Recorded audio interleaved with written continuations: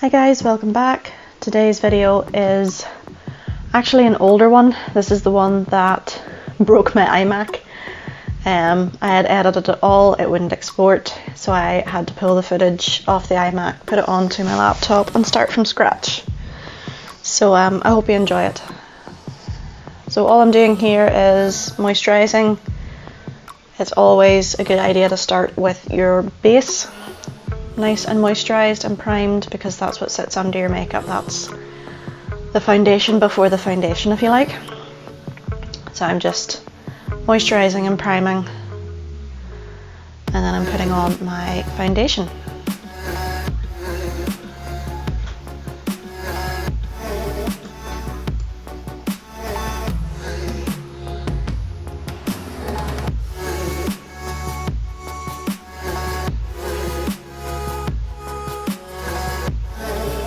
This foundation I think will always be a favourite of mine, the Dream Satin Liquid. It just goes on really flawlessly no matter what tool you're using, whether you're using a sponge or a brush, and just gives you a nice flawless base without being too heavy. Moving on to concealing, I'm using my Maybelline Eraser Eye.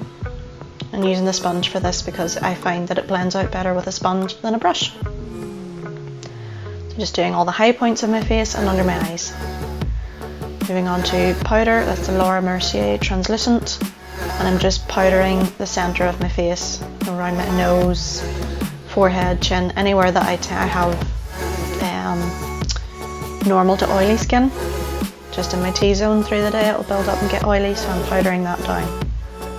Although this is night time, I'm not wearing this out anywhere, but it's good practice. Moving on to bronzer, using the Hoola Bronzer just to contour, give my face back some colour and shape. So what you do with your foundation is you make a blank canvas, and then you sort of put the shape and the highlights and the contours back in where you want them. That's the beauty of makeup. So I'm going in with the lightest colour in the Urban Decay Smokey palette just to set the tops of my eyelids. Then going in with the next colour along to put down a, what's the word I'm looking for? Transition. Transition is the word I'm looking for. Transition shade just in the crease, and that just helps the darker colours blend out. So I'm using the angle brush and that dark brown, well, yeah, it's a dark brown colour. Using the dark brown colour just to put it close to my lash line. The look that I'm aiming for here isn't a smoky eye, it's more of a kind of liner all around the eye but diffused and winged out. So I'm using the dark brown shadow with an angle brush just to set down the rough shape that I want. And the angle brush lets you get really precise and where you want the colour to sit. So anything that you do on your upper lid, we also do underneath on your lower lash line as well, just to tie it all together. I used to never put any mascara or anything on my lower lash line because I didn't like the shape of my eyes. They turn down slightly at the outer edges, which makes wings and stuff challenging but not impossible. But these days I do tend to at least put a little bit of, you know, a transition colour or mascara down there. So just going back in with a fluffy brush to blend that all out, and then using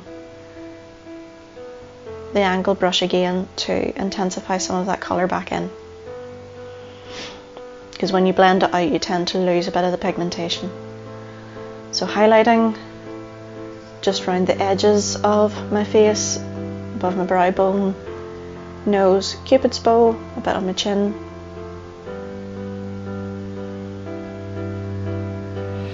I'm going in with a pencil brush just to do the inner corners with that highlight colour again. I tend to end up cheating and use my fingertip because you get a better shine payoff with your fingertip. More pigmentation with your fingertips. I'm going in with my brush tip liner. I'm just going along the top of the lash line, before doing the wing, and I lost a bit of footage here. I think my camera died, so I'll put in pictures at the end of how it turned out with the lashes and everything before I decided to add in the sort of Viking-y elements. Obviously I still had my dreadlock extensions in at this point, which was what inspired the look. And then I went online and did some research, and I have no idea how to pronounce this, the symbol that I'm drawing on my forehead, but the symbol was basically meant to be a bit of a shield going into battle, and to sort of ask the gods to strike fear into your enemies. And it is sort of natural for most people when you see somebody with a painted face, that sort of makes you step back and think for a minute before approaching them. So just taking my time drawing this on from the reference picture I have. And then I didn't like the way it had come out, so I went back in with a liquid liner that I have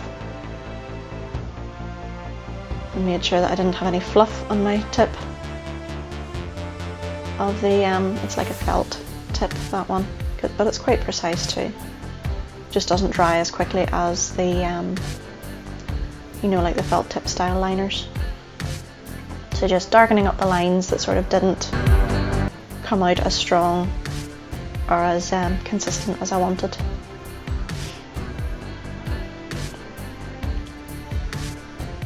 And again, I think I've lost some of the footage from this when the Mac just kind of cacked itself. So I've popped in some pictures here at the end of both the sort of wearable makeup at the point when I stopped and took pictures then, and then the Viking shieldmaiden inspired makeup. So all I did was built up the shadow and the liner along my lash lines and then smoked it out. I kept everything else quite neutral. Any of the reference pictures that I'd looked at as well showed that, you know, the female leads in Vikings and everything else, everything was pretty natural apart from these very dark smoky eyes. So I kept a neutral lip as well. Guys, I hope you really enjoyed this one. This was a shorter one for me, obviously with some footage lost, but I hope you still enjoyed it too. If you liked what you see, give it a like, subscribe, hit the notification bell, and I'll see you again soon.